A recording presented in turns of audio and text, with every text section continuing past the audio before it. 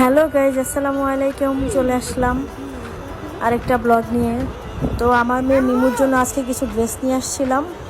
তো আমি যখন আসছি তখন দেখছি ও ঘুমাচ্ছে। ওকে ঘুম থেকে উঠালাম, উঠে ড্রেসগুলো ওকে দিলাম। তো ওকে ড্রেস দেওয়ার পরে জিজ্ঞেস করলাম, তুমি কি ড্রেসগুলো দেখে পছন্দ হয়েছে, তোমার খুশি হয়েছো? তো ও ঘুরে ঘুরে বলছে যে না, আমার বিড়াল কোথায়, তুমি বিড়াল এনেছো? তো পরে আমি বললাম যে বিড়াল তো আমি অনলাইনে অর্ডার করেছি, আসলে তোমাকে দিব, এখন ড্রেসগুলো দেখো তোমার পছন্দ হয়েছে কিনা। তো সেই একই কথা ঘুরে ঘুরে আমাকে বলছে বিড়াল কোথায়, বিড়াল কোথায়, মন খারাপ। তো আপনারা দেখেন ড্রেসগুলো কেমন হয়েছে। প্রত্যেকটা ড্রেসই খুবই সুন্দর, একদম কমফোর্টেবল ড্রেস। আমি সবসময় ওর জন্য ড্রেস নিয়ে আসি, কিন্তু একটু আরামদায়ক ড্রেসগুলোই আনি, যেগুলো পরতে পারবে, কমফোর্টেবল ফিল করবে, সেগুলোই নিয়ে আসি। আসলে গর্জিয়াস ড্রেস তো আনা হয়, কিন্তু পরা হয় না খুব একটা, কারণ হচ্ছে ওগুলো ও একবার দুবারই পরানো হয়েছে। আর এগুলো রাফিজের জন্য নিয়ে আসছি, এগুলো পরতে পারবে।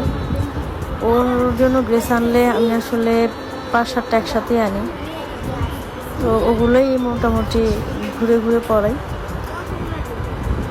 তো ড্রেসগুলো কেমন হয়েছে আপনারা কমেন্টসে জানাবেন।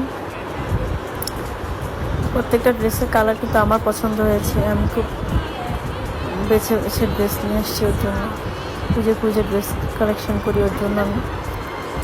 তো আমার মেয়ের ঘুরেই ওই বিড়াল কোথায় সেই কথাই। আচ্ছা, ভালো থাকবেন, আল্লাহ হাফেজ।